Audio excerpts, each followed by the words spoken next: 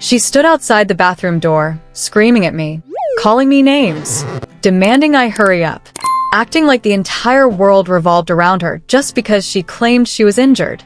So when I walked out, I took every single roll of toilet paper with me and left her trapped inside. If you've ever dealt with someone who plays the victim just a little too well, you're going to love this one. Hit that like button, subscribe, and get ready because this story is a perfect example of petty revenge done right. This all happened when I was about 16. Every year, my family had this tradition. We'd go on a cruise. Nothing super fancy, just a fun, budget-friendly trip. Same route most years. Leave from LA, head down to Ensenada, Mexico, and back. But this year, we upgraded. 2 extra days. And a new stop, Catalina Island. At the time, that felt like a huge deal. Now, if you've never been to Catalina, it's different. Quiet. Almost surreal. There aren't really cars. People get around using golf carts. It's peaceful, scenic, and honestly kind of magical. At least it was supposed to be. We got off the ship, excited, ready to explore. Because we had cousins with us, we rented 2 golf carts. One cart had me, my dad, my stepmom, and my older stepsister. Let's call her Hope.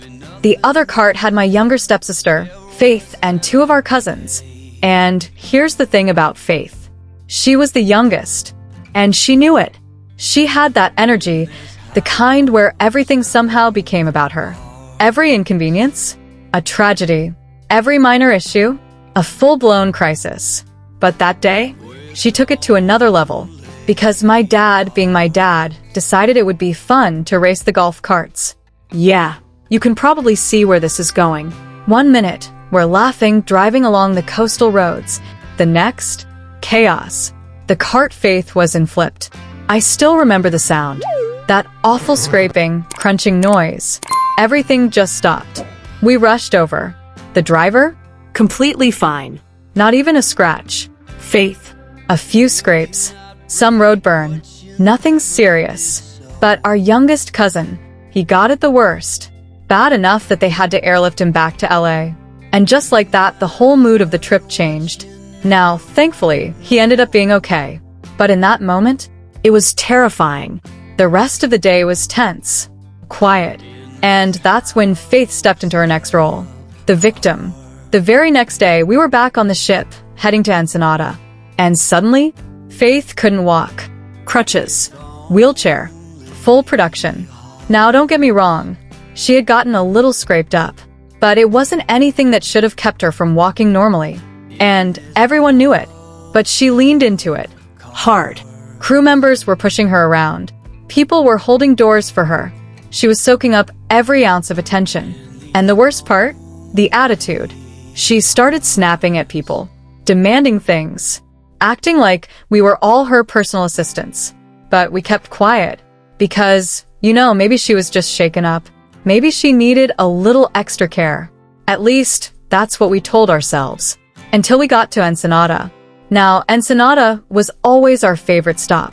There's this huge outdoor vendor market, colorful stalls, amazing food, locals selling handmade stuff. It's chaotic in the best way. We were excited, ready to finally have fun again. Faith started the day on crutches, limping, dramatic, slow. And then, my parents made a decision. She can have a drink, they said. It might help with the pain. She was 14, but in Mexico that was allowed. So she takes a sip, just one. And suddenly, she's cured.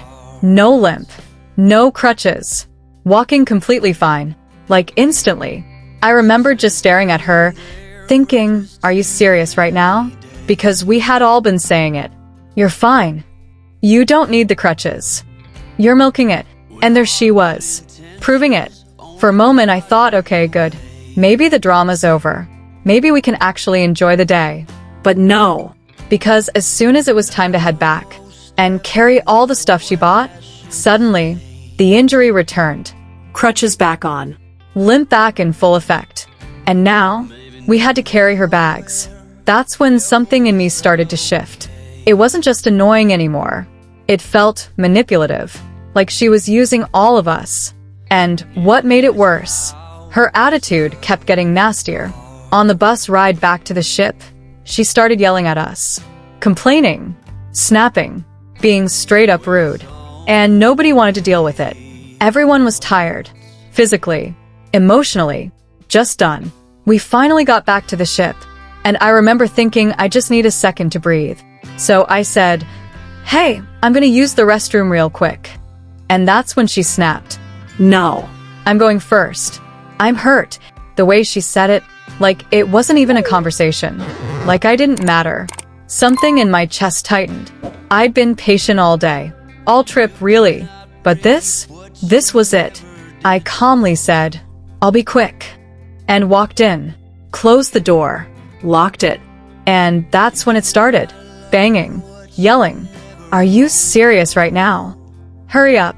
You're so selfish. Get out already." Each word hitting harder than the last. And I just stood there, staring at the door, feeling this mix of anger and clarity. Because in that moment, I realized something. She wasn't going to stop. Not unless someone made her.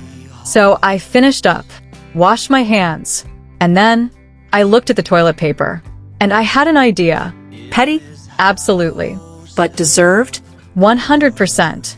I took every single roll, stuffed them into my bag, unlocked the door, walked out, didn't say a word. I went straight to the pool, sat down, and for the first time that entire trip, I felt calm, satisfied, like I had finally taken back a little control.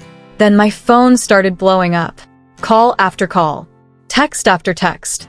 "Where is the toilet paper? Are you kidding me? I need help."